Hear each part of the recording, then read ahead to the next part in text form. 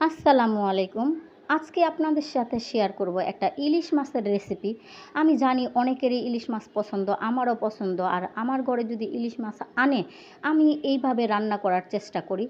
কাঁচামরিচ দিয়ে সাদা রান্না করার চেষ্টা করি। অনেকে অনেকভাবে রান্না করেন, কিন্তু আমার এইভাবে অনেক ভালো লাগে ইলিশ মাছের রান্না করার জন্য। তাই আপনাদের সাথে চিন্তা করলাম শেয়ার করি। তো আমি জানি আমার অনেক ভালো লাগে। আপনারাও এইভাবে রান্না করে দেখবেন, আপনাদের ভালো লাগে কিনা। আশা করি আপনাদের ভালো লাগবে। তাই আমি সব মশলা-টশলা একবারে কষিয়ে নিলাম। ভালোভাবে কষিয়ে একটু ঝোল দিয়ে দিলাম। তারপর আরেকটু নেড়েচেড়ে আমি হড়া দিয়ে ডেকে দিলাম একটু ভালোভাবে কষানোর জন্য। এই তো ভালোভাবে যখন কষে গেছে, তারপর আমি মাছগুলা দিয়ে দিলাম।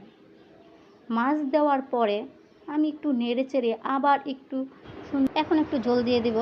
ঝোল দেওয়ার পরে দেখেন ফাইনালি রান্নাটা আমার শেষ হয়ে গেল। মাশাআল্লাহ অনেক সুন্দর।